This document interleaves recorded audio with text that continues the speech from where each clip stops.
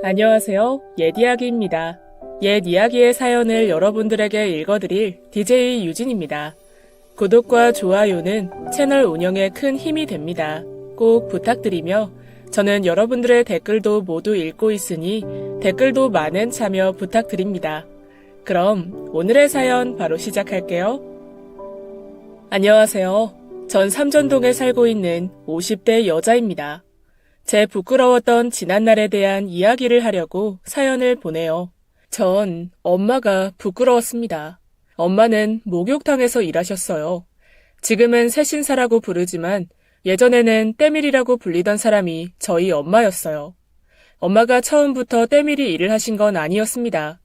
원래는 그림을 그리는 화가였죠.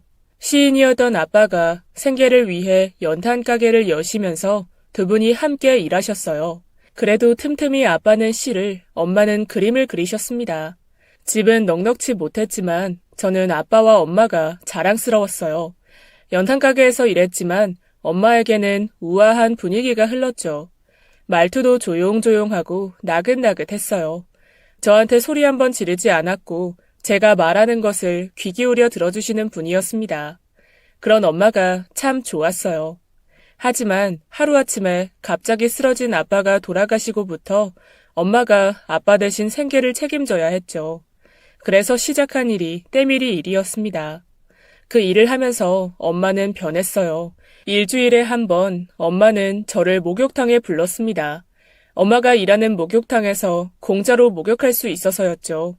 목욕탕 안에서 혼자 속옷을 입고 사람들의 떼를 밀고 있는 엄마의 모습은 언제 보아도 적응이 되지 않았어요.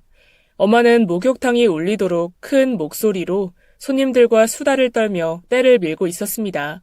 그런 엄마를 보면 그대로 집에 돌아가고 싶어졌어요. 하지만 엄마는 금세 저를 발견하고는 쩌렁쩌렁한 목소리로 불렀어요. 목욕탕 안에 있는 사람들이 모두 저를 쳐다보는 것 같았습니다. 창피해져서 엄마에게 대답을 하는 둥 마는 둥 하면서 온탕 속으로 들어가 숨어 있었죠. 목욕탕에 가면 사람들이 "얘, 엄마 보러 왔니?" 하면서 아는 척을 많이 했어요. 목욕탕에서 일하는 사람들도 단골 손님들도 저를 알았습니다. 저는 그곳에서 이름도 없이 그저 때밀이의 딸이었죠. 일요일이 아니면 저는 엄마가 일하는 목욕탕 근처에도 가지 않았습니다. 그곳에만 가지 않으면 저는 때밀이의 딸이 아닌 그냥 평범한 아이였으니까요. 항상 엄마는 바빠서 예전처럼 저와 이야기를 나누거나 할 시간은 없었습니다. 제가 말을 걸어도 건성으로 대꾸할 뿐 다른 데에 정신이 쏠려 있었죠. 그래서 혼자 시간을 보내는 일이 많았어요. 그 시간에 책을 많이 읽었습니다. 책들에는 아름다운 공주, 우아한 귀족의 딸, 사랑받는 부잣집 딸들이 나오곤 했죠. 색색의 드레스를 입고 머리를 예쁘게 늘어뜨린 소녀들이 정말 부러웠어요. 소녀들은 한 번씩 큰 시련을 겪고는 했지만 다시 원래 고귀한 신분으로 돌아가 행복하게 살았습니다. 저는 제가 책 속의 소녀들처럼 원래 고귀한 신분의 부자이지만 잠시 큰 시련을 겪고 있는 것이라고 상상했죠. 상상 속에서 저는 계모에게 쫓겨난 공주가 되기도 하고 다락방으로 쫓겨난 부잣집 딸이 되기도 했어요. 시련을 겪고 강해진 제가 다시 원래 자리로 돌아가 행복해지는 해피엔딩으로 상상은 끝이 났습니다. 그래도 가장 많이 했던 상상은 시인인 아빠와 화가인 엄마와 부자가 되어 행복하게 사는 것이었어요. 혼자만 놀 때에는 문제가 없었죠. 하지만 이 놀이가 집에서만 끝나지 않았어요. 그것은 어느 날 아주 사소한 일에서 시작되었습니다. 미정아, 너희 아빠는 뭐 하셔? 우리 아빠 돌아가셨어. 아, 미안. 친구가 당황하며 저를 쳐다보는데 눈빛이 달라져 있었어요. 저는 그 눈빛이 익숙했습니다. 목욕탕에 가면 저를 딱 그 눈빛으로 쳐다보고는 했으니까 말이죠. 하지만 친구에게 동정하는 눈빛을 받아보기는 처음이었어요. 그래도 괜찮았습니다. 상상 속 소녀들에게도 이런 시련은 있었죠. 하지만 소녀들은 언제나 자신이 어떤 사람인지 잊지 않았어요. 괜찮아. 돌아가신 지 오래되셨거든. 예전만큼 안 힘들어. 근데 있잖아. 우리 아빠 시인이었다? 정말? 오, 멋지다. 그치? 책상에 앉아서 글 쓸 때 우리 아빠 얼마나 멋졌는데. 진짜 좋았겠다. 우리 아빠는 그냥 회사 다니는데 우리 아빠는 하나도 안 멋져. 제 말 몇 마디에 친구 눈빛이 또 바뀌었습니다. 그러자 신이 나기 시작했죠. 우리 엄마는 화가야. 그림 엄청 잘 그려. 진짜? 야, 너 너무 좋겠다. 그래서 네가 그림 잘 그리는구나? 기분이 너무 좋았어요. 친구가 부러워하자 저는 정말 제가 상상 속 소녀가 된 기분이었죠. 점점 더 신이 나서 계속 떠들었습니다. 아빠는 대학 교수이자 시인이었고 엄마는 유명한 화가, 나는 사랑받는 외동딸이라고요. 아빠가 해외여행 다녀와서 내게 준 진귀한 선물들이며 엄마 아빠와 가본 신기한 여행들에 대해 쉬지 않고 떠들었죠. 물론 다 책에서 읽은 이야기였습니다. 신이 나서 말하는 동안 친구들이 몰려들었어요. 친구들은 감탄하며 제 이야기를 들었죠. 저는 뒷감당도 생각은 못하고 그저 기뻤습니다. 하지만 거짓말을 유지하는 것은 정말 어려운 일이었어요. 친구들은 자꾸 우리 집에 가보고 싶다고 했죠. 그럴 때마다 저는 가슴이 철렁거렸습니다. 엄마가 그림 그릴 때 예민하셔서 집에 아무도 못 오게 한다고 또 거짓말을 했어요. 친구들이 제가 실은 허름한 단층집 쪽방에 새들어 살고 있다는 것을 알까봐 걱정이었습니다. 그래서 학교 끝나고 집에 갈 때마다 저희 집과 반대 방향으로 갔죠. 반대쪽에는 제가 말한 것 같은 부잣집들이 많이 있었거든요. 간혹 그 동네에 사는 친구가 있으면 그때마다 또 그럴듯한 거짓말로 둘러댔습니다. 학년이 바뀌어도 제 거짓말은 계속됐어요. 그러던 6학년의 어느 일요일이었습니다. 그날도 엄마가 목욕탕에 오라고 한 날이었죠. 목욕탕에 갔더니 엄마가 없어 온탕에 들어가 엄마를 기다리고 있었어요. 미정아, 야, 네가 여기까지 웬일이야? 지영아. 같은 반 친구 지영이었습니다. 심장이 바깥으로 튀어나오는 것 같았어요. 당장 이곳을 벗어나야 됐죠. 너 이 동네 안 살잖아. 여기까지 어떻게 왔어? 그냥 한번 와봤어. 넌 이 동네 사니? 난 여기 자주 와. 그래? 난 이제 다 해서 나가려고. 나중에 보자. 대화를 마치고 나가려는데 엄마가 들어왔습니다. 저는 획 몸을 돌려 앉았죠. 안 가? 간다며. 따뜻한 게 기분이 좋아서 조금만 더 있으려고. 그런데 등 뒤에서 쩌렁쩌렁한 엄마 목소리가 들려왔어요. 미정이 언제 왔니? 옆엔 누구야? 친구야? 미정아, 너한테 말하는 거 아니야? 저 때밀이 아줌마랑 알아? 아니, 내가 알긴 어떻게 알아. 미정아, 엄마 아직 일하고 있으니까 이따가 때밀어 줄게. 친구랑 놀고 있어. 알았지? 너희 엄마야? 아니야, 무슨 우리 엄마야. 아니라고, 나 모르는 사람이라고. 저도 모르게 커진 제 목소리가 목욕탕에 울렸습니다. 등 뒤에서 저를 부르던 엄마 목소리는 조용해졌죠. 전 큰일 났다 싶었어요. 얼굴이 화끈 달아올랐습니다. 그대로 달아나 버렸죠. 무슨 정신으로 옷을 입고 집에 갔는지 모르겠어요. 모든 게 끝났다 싶었습니다. 내일이면 학교에 제가 거짓말쟁이라는 소문이 돌겠죠. 저는 학교를 그만두는 수밖에 없다고 생각했어요. 걱정하면 할수록 점점 엄마에게 화가 났습니다. 늦게까지 일하고 들어온 엄마가 제 방에 들어왔어요. 저는 잔뜩 화가 나 자는 척하고 있었죠. 미정이 자니? 안 자는 것 같은데. 자고 있는데 왜 그래? 엄마한테 소리를 꽥 질렀어요. 엄마는 당황해서 저를 쳐다보고 있었죠. 내가 목욕탕 안 간다고 했지? 가기 싫다고 했지? 다 엄마 때문이야. 나 다시는 엄마 목욕탕 안 갈 거야. 나 거기 진짜 싫어. 싫다고. 다 엄마 때문이라고. 엄마 때문이야. 엄마에게 소리를 지른 건 그때가 처음이었습니다. 엄마는 한참을 절 쳐다보더니 한숨을 쉬며 말했어요. 그래, 그렇게 해. 엄마는 조용히 방을 나갔습니다. 엄마에게 소리를 지르고 나니 미안했죠. 하지만 죄송하다는 말 대신 이불을 뒤집어 쓰고 울었습니다. 다음 날 정말 학교 가기가 싫었어요. 학교는 평소와 같았습니다. 아직 지영이가 이야기를 안 했나 보다 하면서 하루 종일 초조하게 폭탄이 터지기를 기다렸죠. 하지만 아무 일도 없었어요. 지영이는 아무 이야기도 하지 않았습니다. 고마웠지만 오히려 지영이만 보면 죄 지은 사람처럼 피해 다녔죠. 그 이후로는 학교나 친구들 사이에서 별다른 일은 없었어요. 중학교와 고등학교 때는 국민학교 친구들과 헤어지기도 했고 서로 잘 이야기를 자세히 하지 않는 분위기여서 거짓말을 할 필요는 없었습니다. 다만 돈이 필요하다는 생각이 계속 들었죠. 목욕탕 일을 하기 시작하면서부터 엄마는 돈에 집착했어요. 시장에서 산 몇천 원짜리 옷 두어 벌을 계속 돌려 입었고 장 볼 때마다 10원 가지고 실랑이를 했습니다. 시장에서 유명했어요. 돈 아끼는 짠순이로 말이죠. 엄마와 함께 다니면서 자연스레 알았습니다. 사람들이 옷차림으로 사람을 판단한다는 것을 말이에요. 모르는 사람들도 허름한 차림을 한 엄마를 은근히 업신여겼고 무시했죠. 엄마가 때밀이라는 것을 전혀 모르는데도 말이에요. 그 사람들은 옆에 있는 제게도 같은 취급을 했습니다. 엄마는 아무렇지 않아 보였지만 그때마다 저는 치욕적이었어요. 엄마처럼 남루하게 다니고 싶지는 않았습니다. 하지만 엄마가 주는 용돈으로는 가난한 집 아이의 모습에서 벗어날 수 없었어요. 다행히 학교에서는 교복을 입었지만 주말에는 사복을 입어야 됐죠. 그리고 곧 대학교에 갈 생각을 하니 눈앞이 아찔했습니다. 거기에 돈이라면 벌벌 떠는 엄마가 과연 나를 대학교에 보내줄까 싶었어요. 그래서 내가 돈을 벌어야겠다고 생각했죠.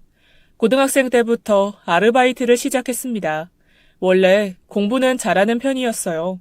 그래도 아르바이트까지 하니 성적 유지하기가 힘들었죠. 그래서 학교에서 쉬는 시간 점심시간에도 죽어라 공부를 했고 아르바이트를 하는 동안에도 틈틈이 공부를 했습니다. 열심히 산 만큼 수중에 돈이 생겼고 성적도 잘 나왔죠. 하지만 대학교 등록금을 마련할 정도는 아니었어요. 엄마, 나 대학교 한 학기 등록금만 대줘요. 그 다음부터는 장학금 받아서 다닐 테니까. 대학교에 가고 싶다는 표현을 이렇게 했습니다. 다행히 엄마는 등록금을 주겠다고 했어요. 그제야 마음이 놓였죠. 제가 대학교에 꼭 가야겠다 마음을 먹은 건 두 가지 이유에서였습니다. 우선 번듯한 직업을 갖고 싶었죠.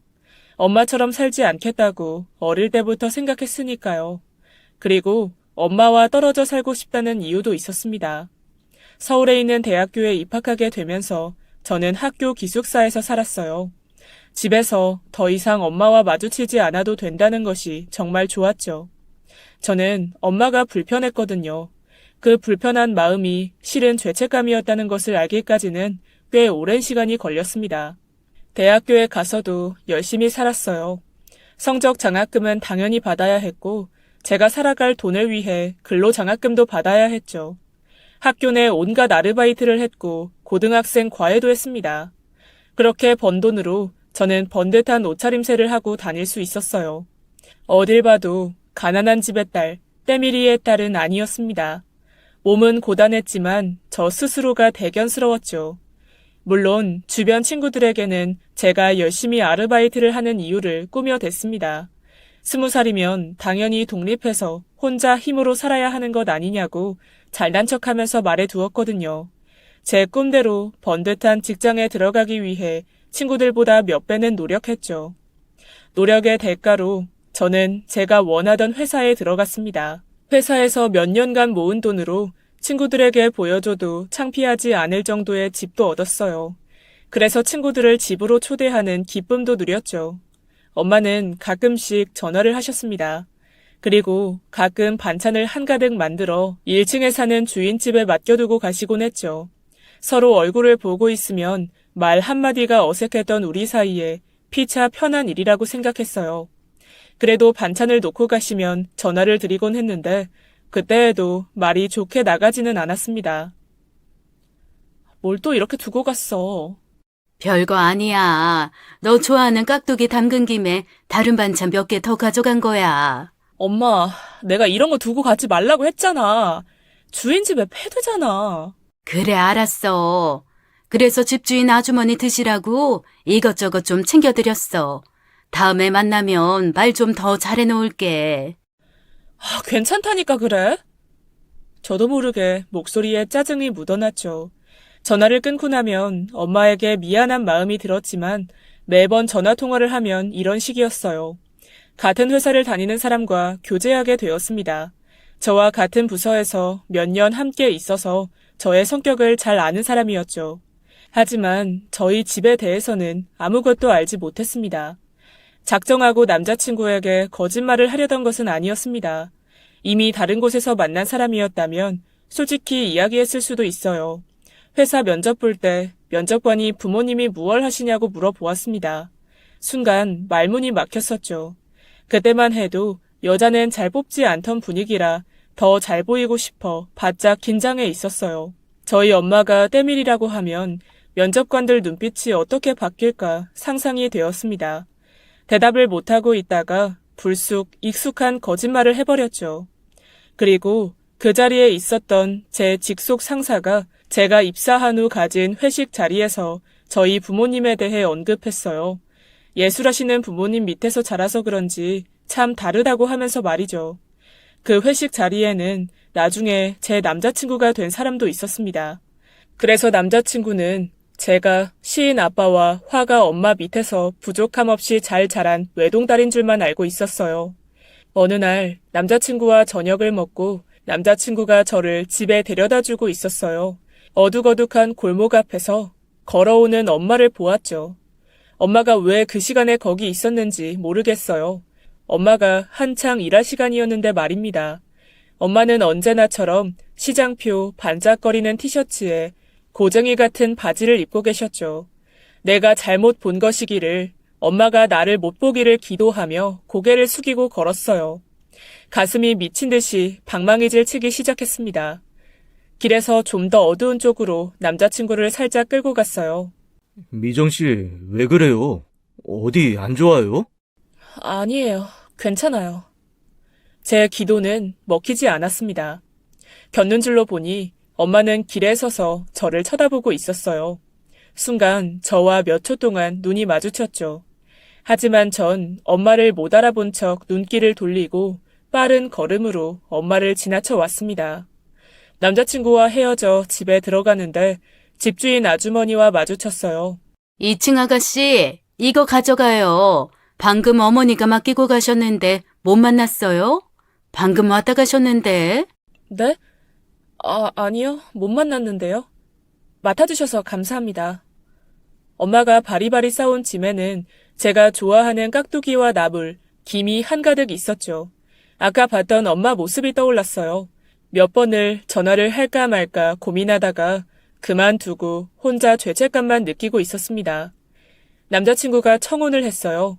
남자친구는 저희 엄마 먼저 찾아뵙자고 했지만 저는 엄마가 지금 그림 작업 중이라 안 된다고 했죠.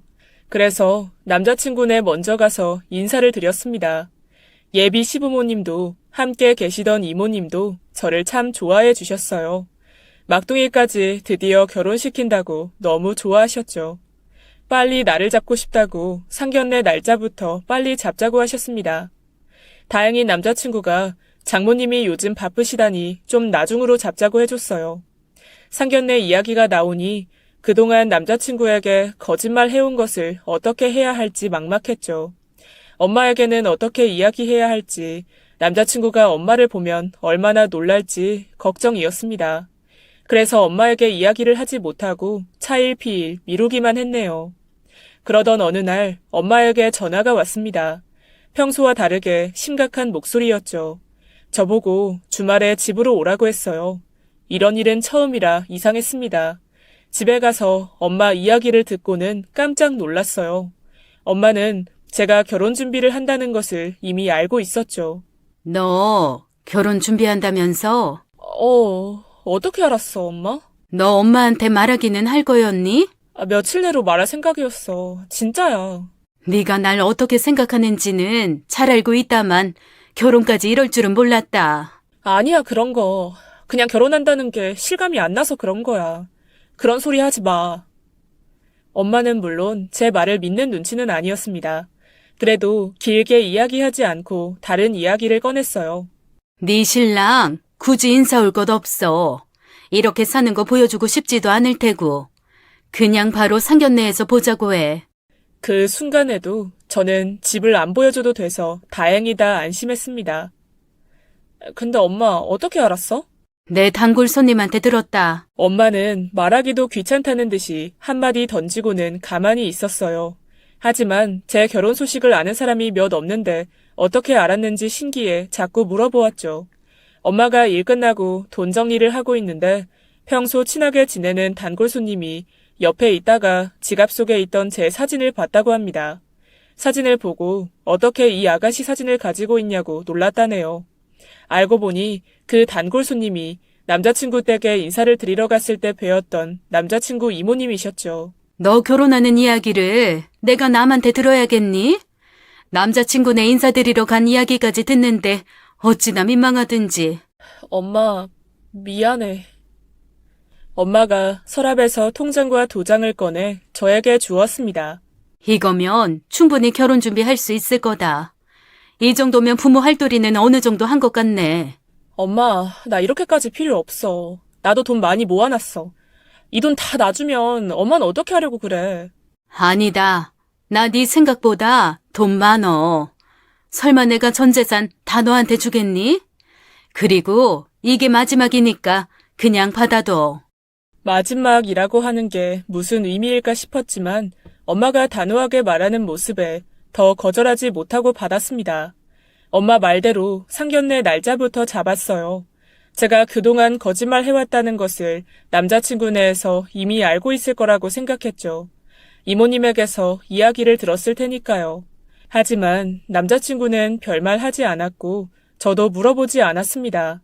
엄마에게도 제가 거짓말 해왔다는 것을 차마 말하지 못했죠. 하지만 엄마도 어느 정도는 예상하고 계실 것 같았어요. 상견례 날이 되었습니다. 엄마가 먼저 도착해 있었죠. 처음에 엄마를 못 알아보았어요. 엄마는 제가 평소에 엄마에 대해 거짓말한 모습 그대로였습니다. 평소처럼 시장표 옷을 입은 허름한 모습이 아니라 우아하고 세련된 모습이었죠. 백화점 쇼윈도에서 봤던 중년 여성들의 세련된 투피스를 입고 있었어요. 가방도 제가 아는 유명 브랜드의 가방이었습니다. 미용실에도 다녀온 것 같았죠. 엄마가 화장한 모습은 아빠 돌아가신 후로 처음이었어요. 엄마가 치장하는 데 돈을 쓰다니 보면서도 믿기지 않았습니다. 엄마가 예전처럼 고와 보였어요. 몰라보게 변한 모습에 마음이 복잡해졌죠. 남자친구는 엄마에게 인사하더니 제가 엄마를 쏙빼 닮았다고 정말 고우시다고 했습니다. 곧 시부모님이 도착하셨고 상견례는 아무 문제 없이 진행되었어요. 목소리가 크고 드센 아줌마였던 엄마는 그곳에 없었죠. 상대방의 말을 조용히 경청하고 조곤조곤 이야기하는 엄마를 시부모님이 좋게 생각하고 있다는 것을 느낄 수 있었습니다. 결혼을 어떻게 진행할지 의논한 후 엄마가 엄마의 직업에 대해 먼저 말을 꺼냈어요. 이미 김서방 이모님께 제 직업에 대해 이야기는 들으셨죠? 들으신 대로 저는 때밀이입니다.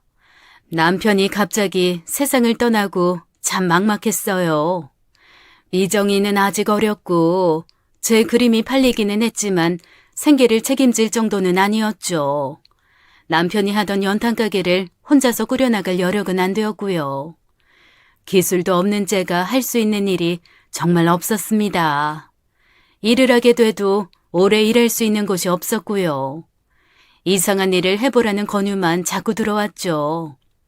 아무리 돈이 된다고 해도 그런 일은 할 수 없었어요. 그런데 다행히 제 사정을 아는 분이 자신이 하는 때밀이 일을 소개해줬습니다. 그분이 목욕탕도 소개해주고 일도 가르쳐줬어요. 하는 일은 곧했지만 돈 걱정 안 해도 됐고 무엇보다 한번 배워두니 일자리 걱정이 없었죠. 사람들 보기에 좋은 직업이 아니라는 건 저도 알고 있었어요. 하지만 이 일 덕분에 미정이를 키웠습니다. 그래서 전 제 직업이 부끄럽지 않아요. 엄마가 때밀이를 하게 된 이야기는 처음 들었어요. 아빠가 돌아가시고 나서 엄마가 얼마나 막막했을까. 일자리를 구하기까지 얼마나 힘들었을까. 그제야 처음 엄마 마음을 헤아려 보았습니다. 엄마가 때밀이라는 것을 숨기려고 노력해왔던 일들이 떠올랐어요. 왜 내가 그렇게까지 했을까? 왜 받아들이지 못했을까? 후회되었죠.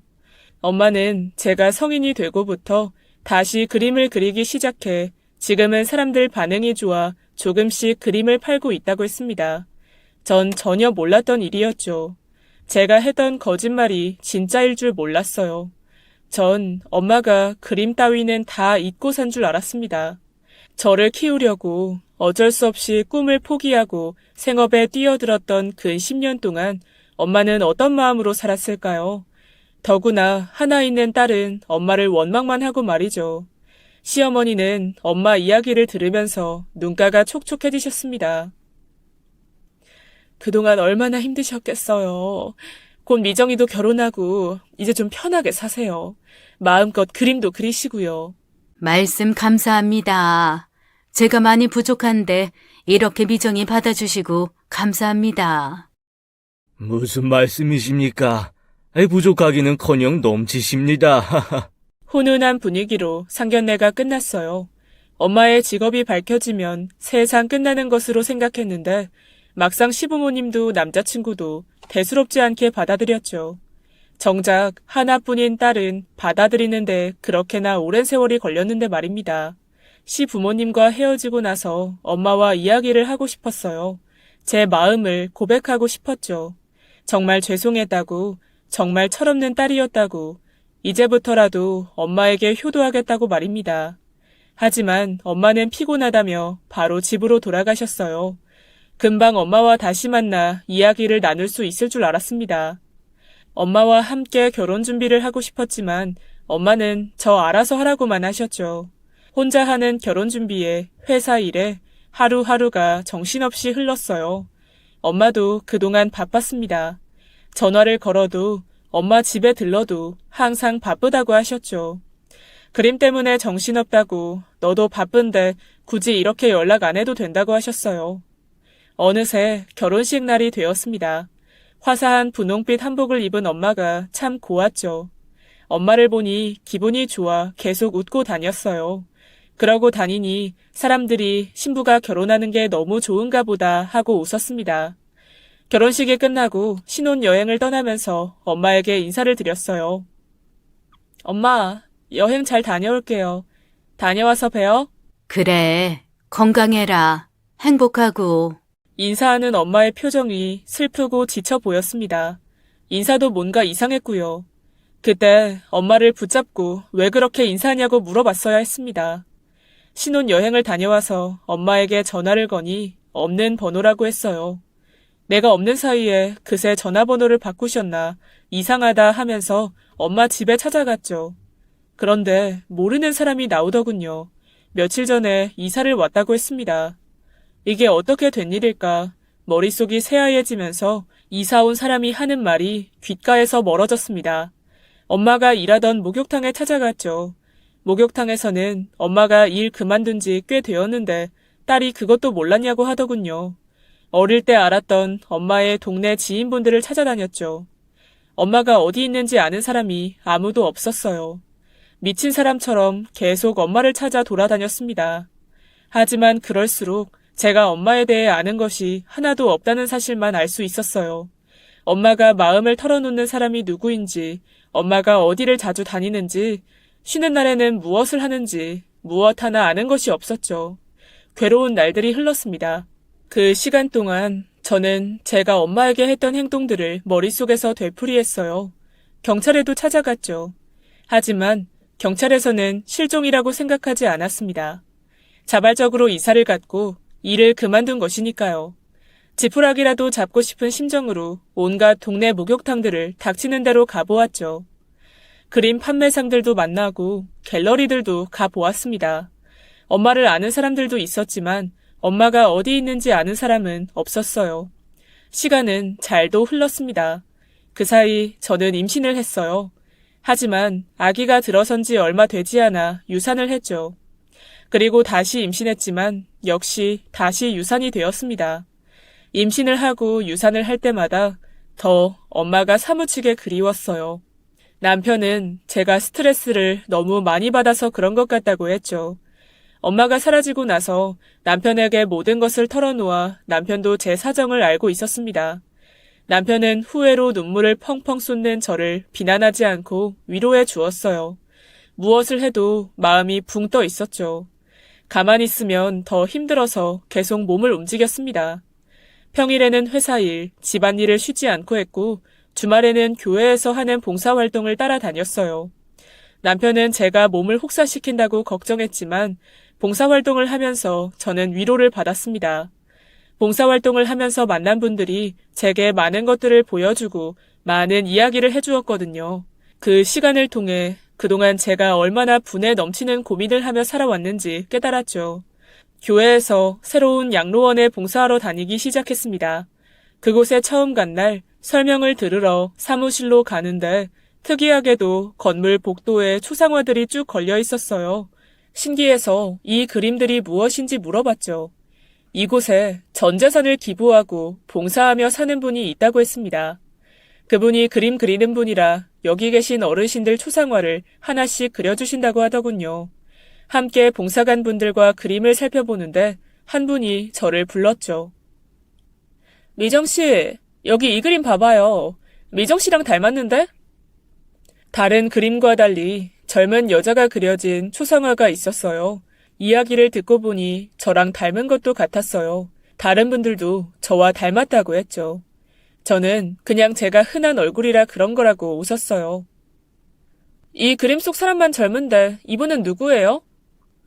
저희도 모르겠어요. 말씀을 안 해주시더라고요. 그런데 다른 분들 그림은 한 장씩만 그리시는데 이분 그림은 몇 장이나 있어요. 저희도 누구길래 이렇게 많이 그리신 걸까 궁금해하고 있어요. 주말이 되면 그 양로원에 봉사를 하러 갔습니다. 그때마다 전 그 그림을 보러 갔어요. 그 그림을 보고 있으면 위로받는 기분이 들었거든요. 하루는 다른 봉사를 하게 되었습니다. 보통은 밥 짓고 배식하는 봉사를 했었거든요. 목욕 봉사하시던 다른 분이 못 오시게 돼서 제가 목욕 봉사를 하기로 했죠. 직원분이 걱정 말라고 거기 베테랑 분이 계시니까 보조만 해드리면 된다고 했습니다. 그 베테랑 분이 그 그림을 그리신 기부자라고 하면서요. 목욕탕에 들어가니 시끌벅적했습니다. 어르신들 떼를 능숙하게 밀면서 큰 소리로 이야기를 나누고 웃고 계시는 분이 계셨죠. 그 베테랑 분인가 보다 했어요. 저는 다가가서 인사를 했습니다. 제가 오늘 보조해 드릴 거라고 잘 부탁한다고요. 그리곤 그분 얼굴을 보았습니다. 저희 엄마였어요. 그토록 찾아 헤매던 엄마가 여기 계셨습니다. 만나면 하고 싶은 말이 정말 많았는데 막상 말이 나오지 않았죠. 그냥 눈물만 왈칵 솟구쳐 올랐어요. 엄마도 저를 보고 깜짝 놀랐죠. 그리고 우는 저를 안쓰러워하면서도 어쩔 줄 모르겠다는 표정으로 쳐다보고 있었습니다.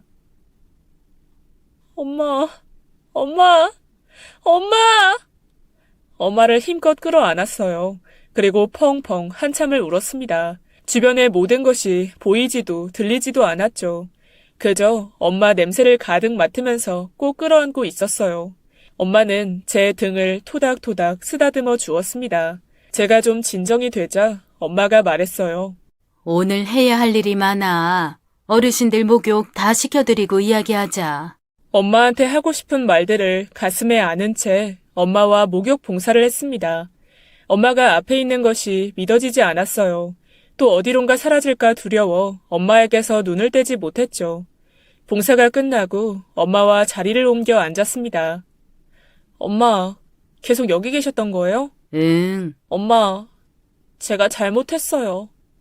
제가 다 엄마한테 너무 잘못했어요. 멈췄던 눈물이 또 쏟아졌어요. 미정아, 괜찮아. 우리에겐 시간이 필요했을 뿐이야. 엄마, 죄송해요. 엄마는 제 손을 잡고 쓰다듬어 주었습니다. 괜찮다고 몇 번이나 이야기하면서 말이죠. 근데 어쩜 이럴 수가 있어요? 난 엄마가 살았는지 죽었는지도 몰랐어요. 엄마를 얼마나 찾아다녔는지 알아요? 그랬어? 미안하다. 엄마도 참 못됐지? 잘못했다. 아니야. 이제 엄마 만났으니까 됐어요. 이제 다 됐어. 다시 어디로 사라지지만 마요. 그날 처음으로 엄마와 긴 이야기를 나눴습니다. 지난날 가지고 있던 못난 마음들을 털어놓았고 엄마가 사라진 시간 동안 얼마나 후회했는지 이야기를 했죠. 엄마를 너무 늦게 이해했다고 말했습니다. 엄마도 엄마 속 이야기를 털어놓았어요. 그냥 다 귀찮아졌었어. 다 부질없는 일이다 싶었고 왜 내가 그렇게 돈에 집착했는지도 모르겠고 네가 그럴만 했어. 그땐 너한테 서운했지만 이제는 네 마음 안다. 너와 떨어져 지내다 보니 그제야 알겠더라. 나 때문에 네가 고생 많이 했지. 내가 무슨 고생을 해. 아니에요. 너 나한테 돈 한 푼 받아내기 어려워서 어릴 때부터 아르바이트 했잖아. 혼자 돈 벌어서 독립하고 학비도 처음에만 엄마한테 받고 나중에는 네가 벌어서 다 대고. 그거야 당연한 거지 뭐. 아니야. 참 내 딸이지만 야무지다 똘똘하다 했어. 나 사는데 지쳐서 너한테 살갑게 대하지도 못하고 칭찬 한번 해주지도 못했지. 너한테 뭐 해준 것도 없었는데 넌 항상 알아서 척척 공부도 잘하고 그랬지. 너 키우는 거 참 편했어. 왜 그런 소리를 해요? 나 혼내야지. 왜 칭찬을 해? 엄마 보고도 못 본 척하는 그런 딸이 어디 있어? 혼이라도 내지. 혼도 안 내고. 아니야. 내 딸을 왜 혼내? 밤이 되었고 우리는 양로원에 마련된 엄마 방에서 함께 잠들었습니다. 엄마가 어디론가 갈 것 같아 자다가도 몇 번이나 깨서 확인했어요. 그럴 때마다 엄마는 용케 제가 깬 것을 알고 제 등을 토닥여 주었죠. 어릴 때가 생각났습니다. 엄마가 저를 재워주던 밤, 엄마 냄새를 맡으며 잠들던 옛 추억이 떠올랐죠. 엄마를 많이 좋아했기 때문에 엄마가 변해버린 것을 더 그렇게 싫어했던 건 아닌가 했습니다. 다음 주말에 남편과 함께 엄마를 만나러 갔어요. 엄마는 저희가 도착한 것을 알고 한박 웃음을 짓고 멀리에서 뛰어왔죠. 남편이 인사하자 엄마가 남편을 안아주었습니다. 정말 미안했다고, 그렇게 사라져버려서 미안했다고 말하면서 말이죠. 그때부터 주말마다 엄마를 만났어요.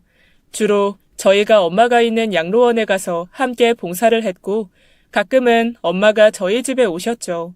엄마를 집에 모시자고 남편이 말해줘서 엄마에게 여러 번 이야기를 했지만 엄마는 완강했어요. 이제 그곳이 엄마 집이라고 했습니다. 그곳에 있는 것이 행복하다고 그냥 이대로 지내자고 했죠. 저희는 엄마 마음을 받아들였습니다. 이렇게 마음 편하고 행복했던 적은 아빠가 돌아가신 이후로 처음인 것 같았어요. 하루하루가 선물 같았어요. 저는 다시 임신을 했습니다. 이번에는 제발 아기를 잃지 않기를 남편과 엄마와 함께 매일 기도했어요. 마음이 편해져서인지 기도가 통해서인지 무사히 어려운 고비를 넘겨 아이를 낳았습니다. 아이를 무사히 낳은 것이 믿어지지 않아 자꾸 눈물이 났죠. 엄마는 아이 엄마가 그렇게 울면 안 된다고 혼냈어요. 엄마가 되면 울고 싶어도 참는 거라고 하면서 말이죠. 엄마는 그렇게 나를 키웠구나 싶어 울지 말라는데도 더 눈물이 났습니다. 아이는 딸이었어요. 엄마들이 보통 하는 말이 있죠. 너도 너 같은 딸 낳아보라는 말 말이에요. 딸을 보면서 나 같은 딸이어도 좋다. 얼마든 당해도 좋다 생각했습니다. 엄마가 산후조리 해주신다고 한동안 저희 집에 계셨어요. 저희 딸을 참 많이도 예뻐해 주셨죠. 산후조리가 끝나고 나서도 엄마는 아이를 보러 집에 자주 오셨습니다. 아이와 많이 놀아주셨어요. 그러면서 한 번씩 한숨을 쉬셨죠. 커가는 아이를 볼수록 제가 어렸을 때가 생각이 난다고 했습니다. 왜 내가 너한테는 이렇게 못해줬을까 후회가 된다고 했어요. 그만큼 더 지금의 저에게, 저희 아이에게 잘해주고 싶다고 했죠. 그렇게 말해주는 엄마가 참 고마웠습니다. 아이가 좀 크고부터는 아이와 남편과 함께 엄마가 계신 양로원에 가서 함께 봉사를 했어요. 행복한 시간은 참 빨리도 지나가더군요. 어느새 아이는 대학생이 되었어요. 아이가 큰 만큼 저도 남편도 나이를 먹었죠. 엄마에게도 세월이 비껴가지 않았습니다. 연세에 비해 건강했던 엄마가 갑자기 쓰러지셨고 갑자기 돌아가셨어요. 아빠가 돌아가셨을 때처럼 참 갑작스러웠죠. 지금도 저는 주말마다 엄마가 계시던 양로원에 갑니다. 엄마 대신 목욕 봉사를 해요. 긴 시간 동안 엄마와 목욕 봉사를 했더니 엄마만큼은 아니겠지만 나름 베테랑이 되었죠. 양로원에서는 다른 자원봉사자들이 오면 저를 이렇게 소개합니다. 베테랑이시라고 제 보조만 해주시면 된다고 말이죠. 엄마를 소개하던 말이 저에게 온 것을 들을 때마다 엄마를 생각해요. 제 사연 들어주셔서 감사합니다. 지금까지 예디야기였습니다. 끝까지 함께 해주신 여러분 진심으로 감사드리며 저는 내일 이 시간 다시 돌아올게요. 감사합니다.